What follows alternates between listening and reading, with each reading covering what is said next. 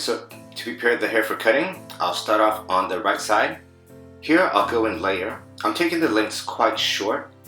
Make sure that you're combing the hair straight out from the roots to your guidelines. Again, taking the hair short, make sure you work super clean around those ears. As I'm layering the sides, I make sure that my fingers, sections, elbows, combs, they're all parallel. I'm standing directly in front of what I'm cutting, as this will give me the greatest amount of control. Next, slightly diagonal horizontal section. Again, combing the hair straight out. Continue to layer your shape. And work in small, manageable sections. Keep your eye directly in front of the shape that you're cutting, because in that position, your eyes can see every minute details. Excellence, again, is always in the details. So here, as I reach the round of the head, I begin to elevate just slightly, and I'm still cutting in my graduated shape through the back. So here I transition. Through the sides, I was layering, and through the back, I'll be graduating. So my angle changed slightly. I'm cutting in steep graduation because I want that shape to build from shorter to longer. So again, the sides would cut square layers, and at the round of the head, then I start to adapt my angle. So notice my comb angle now is slightly graduated, and I'm still working with these sections that are a bit curved, so it allows me to pivot my section and build up weight around the occipital bone area. And as I progress to the back area, notice how my body position, it flows with the sections that I'm cutting. So what I meant to say is stand in front of what you're cutting. So again, a high graduated angle. Want to build up weight at that occipital bone area. So my sectioning, I sectioned out that occipital bone because we'll leave that later for our technical portion when we go 3D. Okay, still working off the guideline, standing in front of what I'm cutting. I'm cutting in an acute angle that goes from short to long. Pay attention to the nape area. If you get like super jumpy cowlicks, just lean off on the tension. Now I approach the opposite side. So now I'm cutting on the left side. I'm still combing that hair straight out. Comb the hair to natural fall. Make your visual assessments. Again, do your very best to be standing exactly in front of what you're cutting. Follow your guideline, cutting your same length. Constantly go back and check for balance between your fingers.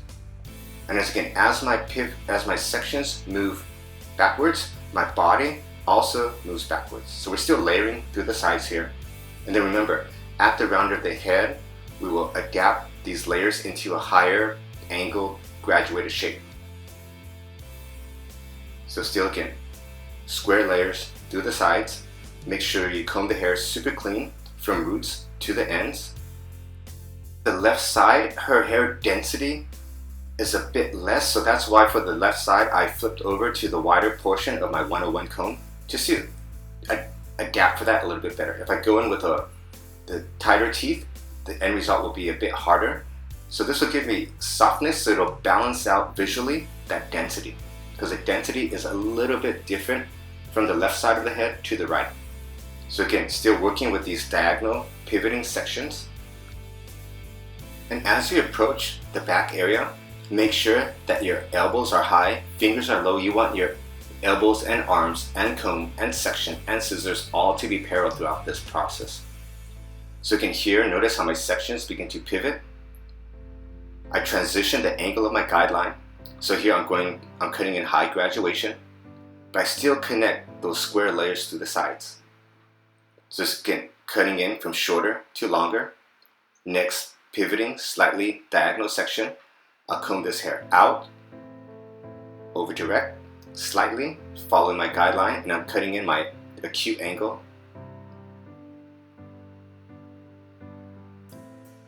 And here I'm standing exactly in front of what I'm cutting. Okay, and notice that super jumpy cowlick right at the end of that section. So I'm gonna approach that with like a super amount of TLC and probably aim to go a bit longer than shorter. Once the hair is dry, I can go back and refine it perfectly. But again, make allowances for those killer cowlicks because they could throw off your haircut, especially through the back. So again, it's always better to be safe than sorry because I can always go back and take it shorter. Just the challenge is if I go too short in the beginning, I'll have a hole in my shape, and right in the back, it'll throw off the excellence of the overall aesthetic. So again, as I work, I'm pivoting around the head. I started with my guideline to the left. I was standing at the temple area, and now my body position as I move towards the occipital bone. Again, I'm following the shape that I'm cutting, as this will give me the greatest amount of control. So here I start to blend both sides. So I'll start to build up a little bit of weight, and I can also like gradually take it down and blend both sides. So now for the back portion from the occipital bone to the crown area, I'll comb out a section and separate the two sides. So now I'm working on the right side. I'll comb the hair out. I'm using diagonal sections, and I'm over directing to where the occipital bone is, and I'll elevate the hair slightly. Now from this point on, every single section will be over directed to the exact same point. So I'm building graduation via my elevation. The other graduation is the actual angle of my fingers. And the third point of graduation is over direction. So make sure your over direction is tight. Have it buttoned down. One good indicator that your over direction and elevation is proper is when you're able to see a super clean and vivid guideline. That's the best indicator. So make sure you comb the hair at a decent pace that gives you enough time to make all these visual assessments. Comb the hair to natural fall.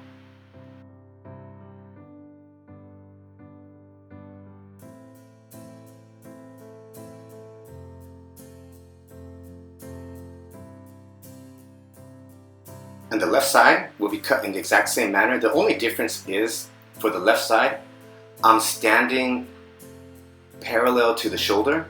And that's just, ideally I'd want to stand exactly in front of what I'm cutting. But for shooting video's sake, I have to stay out of the lens of the camera. So anyhow, just if you won't be standing in front of your section, just pay extra close attention to your over direction. A good indicator that your over direction is on is as you comb out the hair. The strands of hair from roots to ends must be parallel to the teeth of your comb.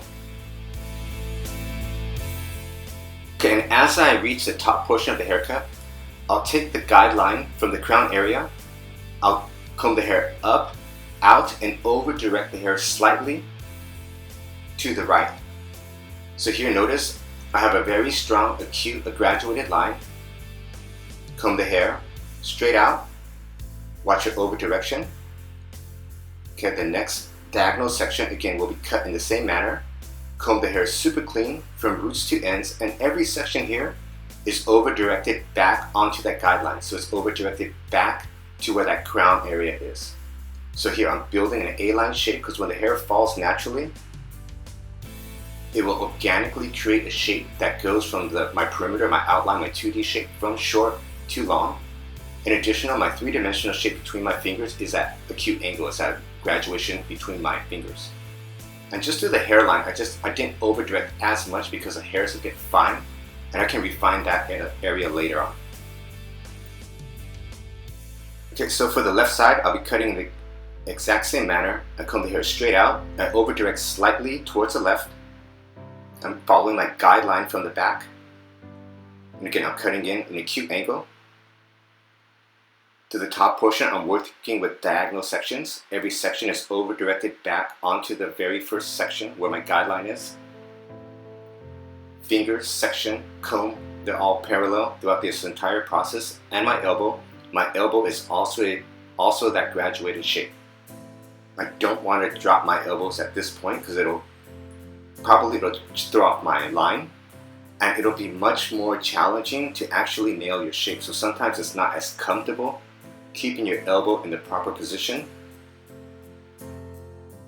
But greatness isn't usually associated with being comfortable. During the haircut, I want my client to be comfortable. That's why she's sitting. I'm standing. I don't want to be comfortable because I found that as I'm doing a haircut and if I feel like kind of super lax and stuff, my margin of error increases dramatically. So I prefer not to be comfortable.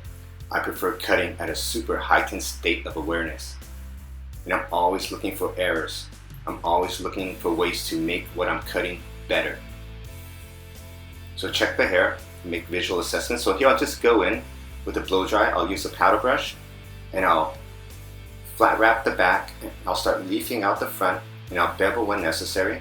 Here I'm just going for a super sleek, polished finish. I want the hair like glass-like shiny. Make sure the nozzle of your dryer follows the end of your paddle brush. I'm not going for too much root lift here. Finish off the hair. I like pushing the hair around in multiple directions because that'll encourage the greatest amount of movement. I want the hair to move. I want it to be organic. And also when I finish it off super natural, it allows me to refine the shape even that much stronger. Because once the hair is dry, I have to go back and polish my shape and refine it and make it absolutely perfect. Okay, so just flat wrapping, getting the end smooth, making sure that cuticle is nailed shut. When the cuticle is shut, my hair is super shiny and it will feel like sleek. It'll feel like silk. So always go for that silky condition. That silkiness tells you that your blow dry has been done properly. If it feels a bit brittle or lackluster, go back and finish it off better. Okay, so now that the hair is dry, I'll just visually assess the shape and I'll jump in and I'll start refining. I'll start off on the sides. I'll just go in and scissor over the comb. I'm not really changing my shape. I just want to get that shape polished because now I can really take into how her hair naturally dries. So I'm going for a nice balance of weight and then I'm just like using the bare tips of my shears and just getting a nice clean polished shape through the sides. And for the sideburn, I'm going in and I'm cutting in a really strong horizontal line and I work through the nape. Remember that's where that crazy cowlick was, so that's the second point that I'll go back to right away and start refining. I don't rush this refinement. Okay, and now for the opposite side, just polishing the shape, not really removing weight. I'm just cutting off excessive weight because again, the hair lies different, wet and dry. So just keep on scissor over combing and polishing your shape until it meets your intention and go back in and then cut a square line at the sideburn area. Okay, at the rear nape area, I just go back in with my shears and I'm cutting in a diagonal line. So notice that cowlick, that's quite intense. So I'll use my scissors to blend that down. So now as I reach the top portion of the haircut, I'll over direct the hair up and forward. Remember how like for the front hairline area, I didn't over direct all the way back because those lengths were a bit short. So here I can blend them technically. If I see a tremendous amount of weight, I can just cut them off. But just texturizing them actually did the trick this time around just to get everything to flow and blend. So the technique allowed me to build that nice corner, that bias through the center. So when I see that corner at the center, I know geometrically my haircut is symmetrical. So there's certain landmarks we can look for. So now just going through the sides. So this is my disconnected area and I'm cutting in a pretty strong A-line shape. Significant allowances for the ear. So instead of like cutting the hair to sit on the ear, which is a lot more challenging and the ears will throw off my aesthetic, I'll cut around that ear. And I'll go back to the side and all the overhanging hair, I'll comb the hair to natural fall and I'll just take that down. So as the hair falls naturally, it covers a lot of the disconnection, but then as the hair starts to move, you see that disconnection at play, but then everything technically connects from the occipital on forward. So again, cutting in that A-line shape through the sides, allowing for that ear. Now just working with the bare tips of my shears, because that's where all the details are. And just comb the line, refine it as many times as you find necessary, because the side aesthetic is quite important, so don't rush it. And then I'll go and just blend in the lengths from the back by combing the hair to natural fall. And here I'll just go in and I'll start to texturize the hair around from the occipital bone to the crown. So here I'm going for an even distribution of that weight. So here I'll just like comb and clean, comb and clean, comb and texture until one, the hair it's easily to comb, 2, my density is balanced. 3, my movement is totally amazing. So you always want to look for movement, balance. And again, combing the hair out from the occipital bone, just texturizing. So notice that's where my weight is. See that bigger portion in my fingers? So here I'll adapt my angle a bit much. Alright, and there we have it. Our acute disconnection. Enjoy.